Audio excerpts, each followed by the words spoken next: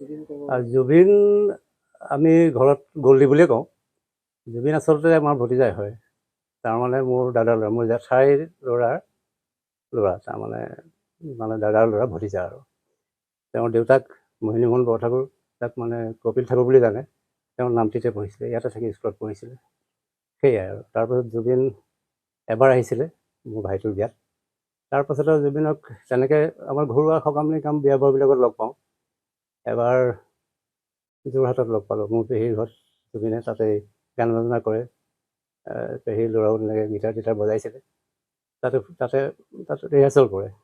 মই পালোঁ, মই যথেষ্ট ডাঙৰ, মাতিলোঁ গল্ডি বুলি, আহিলোঁ, তুমি আহিছা, আহি পেলাই এটা ঘৰ ধেমেলীয়া কথা এটা কওঁ আৰু দেই, মোতকৈ বহুত সৰু যদিও মোৰ হাততে চাদা তামোলি থাকিলে, দিয়কচোন মোৰ কওঁ দিয়া, মোৰ পৰা তেনেকৈ সেই ধেমেলীয়া সি আৰু মোৰ পৰা সেই বহুত ডাঙৰ, মোৰ পৰা চাদা খুজি খাইছিলে। তাৰপাছত বহুত দিনৰ মূৰত এবাৰ সোণাৰীত ফাংচনলৈ আহিছিলে। মই তেনেকৈ ষ্টেজ শ্ব' এটা চোৱা নাছিলোঁ। সোণাৰীত গ'লোঁ তাক চাম বুলি, ইমান হাজাৰ মানুহ আমি দেখি আচৰিত হৈ গৈছিলোঁ। বহুত দূৰৰ পৰা বুঢ়া বুঢ়ী মানুহবোৰ আহি এই ৰাস্তাৰ কিনাৰতে শুই গৈছে গান চাই। তেতিয়াই চাইছোঁ তাৰ পপুলাৰিটিটো কি, আমি অদ্ভুত হৈ গৈছিলোঁ। তথাপিও মানুহৰ মাজত আমি মানুহ অঁতৰাই তাৰ গ্ৰীণ ৰুমৰ ফালে গ'লোঁ তাক লগ কৰিম বুলি।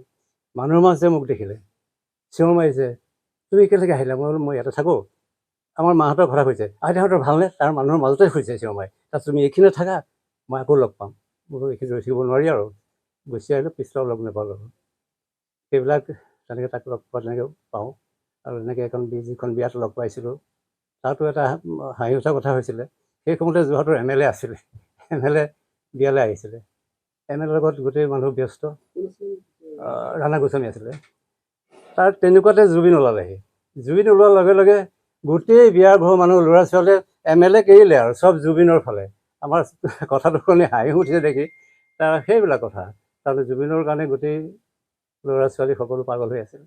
বেয়া লাগিছে, কি ক'ব, কালি বৰ দুখ পাইছোঁ আমি। দাদাৰ লগত মোৰ বেছি সম্বন্ধ আছিলে। কিছুদিন আগতে দাদাই জুবিনৰ দেউতাকে মোলৈ ফোনো কৰে, তেওঁ কবিতা লিখে, জানেই কপিল ঠাকুৰ, কবিতা চবিতা পঠায়, হোৱাটছআপতো পঠায়, ফেচবুকতো মোলৈ পঠাই থাকে। আৰু তেওঁ কমেণ্ট এটা দিলে বৰ বেয়া পায়, কিবা এটা লিখিব লাগে আৰু ভাল। দাদাৰ এতিয়া অসুস্থতাৰ কাৰণে অলপ দিনৰ পৰা তেনেকৈ ফোন চোন কৰা নাই আৰু কি ক'ম, তেনেকৈ ক'বলগীয়া বিশেষ নাই আৰু। জুবিন গাৰ্গ এবাৰ নামটো আহিছিলে, মাত্ৰ এবাৰ বাবাকৰ লগত নামটো আহিছিলে বিয়াত। তাৰপিছত তেওঁ ইয়ালৈ আহিবলৈ সময় নাপায়, আহিব নোৱাৰে। তাৰপিছত মাজে চিঠি পত্ৰ দিয়ে আৰু বাপেকে। তাৰপিছত বাপাক ইয়াতে পঢ়িছিলে নামটিতে, মোহিনীমোহন বৰঠাকুৰ। তাৰপিছত জুবিন গাৰ্গ বহুত মৰমৰ পাত্ৰ আছিলে আৰু তেওঁ